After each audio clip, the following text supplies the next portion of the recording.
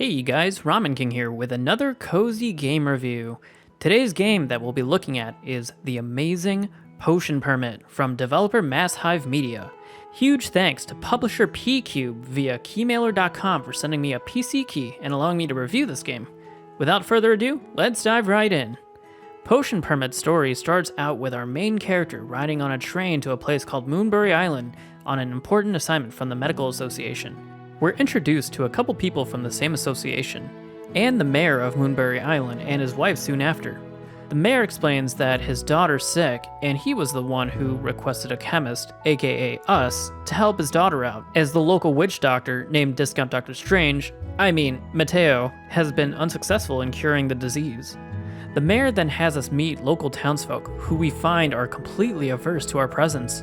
We eventually find out that the town has had a long-running series of catastrophic events that involve chemists, so understandably, the people don't take very kindly to us.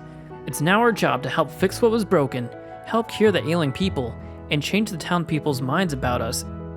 Potion Permit is a very enjoyable game for people who like gathering materials, a little bit of easier combat, crafting recipes, and building relationships with NPCs.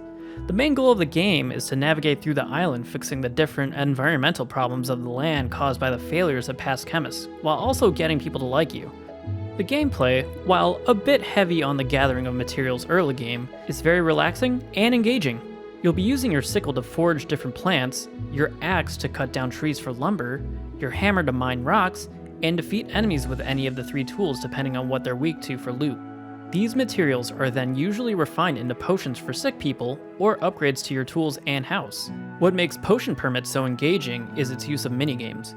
Making potions, for instance, isn't just as simple as getting the materials and pressing the craft button, but instead features a very unique puzzle where each material is a puzzle block piece that you need to fit into the potion bottle's puzzle outline.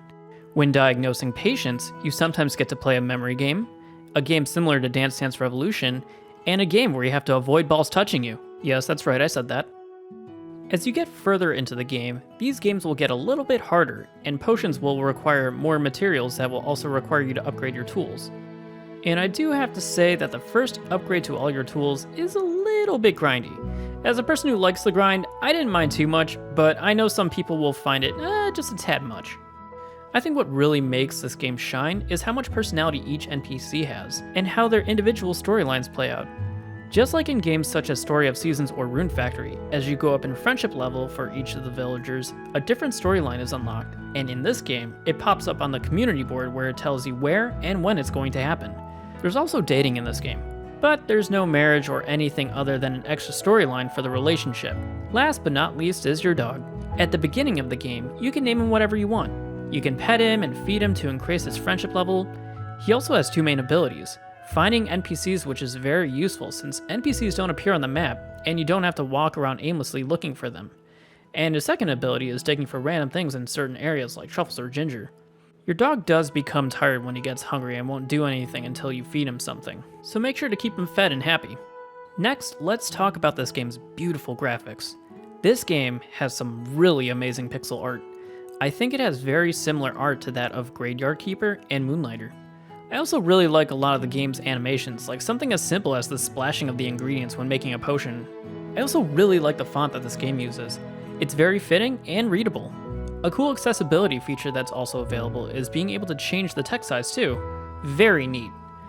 The music in this game is very gentle and relaxing and does a good job of transitioning between daytime to nighttime music and vice versa in town, or area to area. There is battle music, but honestly, I don't think I've ever really heard more than 10 seconds of each battle theme because of how short my encounters were. All in all, I thoroughly enjoyed Potion Permit through and through. It took me about 37 gameplay hours to reach the end, and honestly, given the time and energy, I would have legitimately loved to have played through the whole game in one go. There are a plethora of side quest storylines to keep you busy and tons of goals to strive toward. Do I suggest this game? Absolutely. And that's the end of the review, guys. If you enjoyed the video, be sure to leave a like and subscribe, and make sure to leave a comment down below on what you thought of Potion Permit, if you've played it, or just let me know whether you think you'll end up picking this game up. And I'll see you all in the next video.